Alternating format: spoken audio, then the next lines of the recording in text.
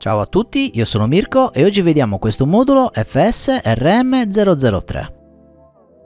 In tantissimi iniziano usando la FS-I6 o la FS-I6X.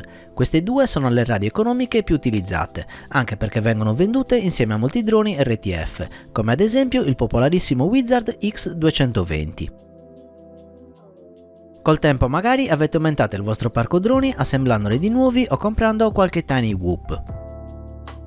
È anche vero che dopo aver fatto progressi in questo hobby si sente la necessità di passare a una radio migliore e la scelta ricade sempre su una Taranis. Questo delle volte può essere un problema, perché cambiando radio dobbiamo cambiare anche il ricevente a tutti i nostri modelli e se ne abbiamo 3, 4 o anche più le cose iniziano a complicarsi. Sia perché la spesa per ricomprare tutte le riceventi potrebbe diventare molto alta, sia perché per cambiarle molto spesso bisogna smontare tutto il quad e perderci diverso tempo. Una soluzione a questo problema è quella di comprare la Taranis con un modulo FlySky. In questo modo possiamo iniziare ad usare la nostra nuova radio con i droni che già abbiamo, senza bisogno di cambiare le riceventi e smontare nulla. In commercio abbiamo diverse soluzioni. Oltre a questo modulo che è specifico per FlySky si trovano altri moduli multiprotocollo, ma io ho preferito acquistare questo per vari motivi. Prima di tutto il prezzo. Di solito i multiprotocollo costano di più di questo specifico per FlySky. Essendo comunque una soluzione temporanea, secondo me non ha senso spenderci troppi soldi. In secondo luogo, quello che ci interessa veramente sono i droni FPV. Di avere la compatibilità con dei droni giocattoli possiamo anche farne a meno. Per finire, ritengo che questo modulo sia più affidabile di quelli multiprotocollo, in quanto questo è un prodotto originale FlySky, mentre quelli multiprotocollo sono prodotti da terze parti.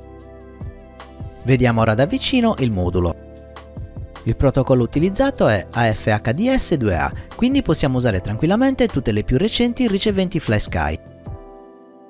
L'antenna è direzionabile in modo da essere posizionata per avere il range migliore. La tensione di funzionamento di questo modulo è compresa tra i 4,5 e i 18 volt, quindi può essere alimentato anche con una 4S, ma difficilmente nella vostra Taranis avrete una batteria superiore alle 2 o 3S. Ora inseriamo il modulo nel vano della Taranis.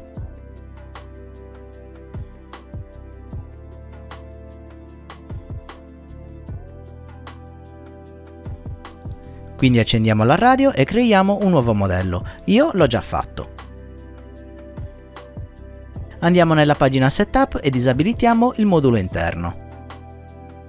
In External RF scegliamo PPM.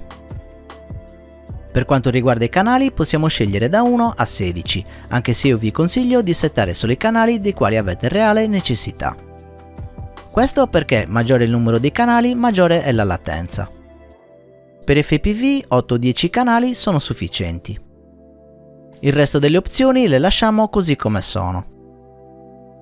Per concludere creiamo le switch. Ho già spiegato come fare in un precedente tutorial e il metodo è valido anche se usiamo questo modulo esterno. Se vi serve trovate la mia guida in descrizione. Ora vediamo come fare il bind. Per iniziare spegniamo la Taranis. Dopo teniamo premuto il tasto bind del modulo e riaccendiamo la radio. Teniamo premuto il tasto bind fino a quando il LED non lampeggerà velocemente. Perfetto, ora il modulo è in modalità bind. Ora mettiamo in modo bind anche la ricevente, premendo il tasto bind e alimentandola.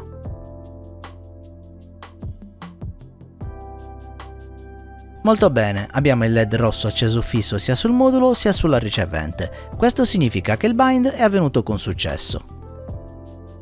Vi ricordo che su Betaflight dovete configurare la ricevente come al solito, scegliendo Serial Based Receiver e iBus come protocollo. In conclusione mi sento di consigliare questo modulo a chi vorrebbe passare ad una Taranis ma non lo fa perché ha molti droni con le riceventi FlySky. Con questo modulo possiamo usare tranquillamente una Taranis pur mantenendo le riceventi FlySky dei nostri modelli. Allo stesso modo ritengo che questa sia una soluzione temporanea e consiglio di sostituire a poco le riceventi FlySky.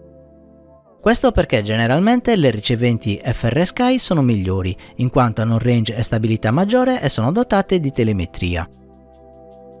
Questo era il mio tutorial su come utilizzare il modulo FlySky FS RM003. Grazie per aver visto il video, non dimenticate di iscrivervi al canale e di mettere mi piace. Se volete potete supportarmi anche su Patreon cliccando il link a fine video.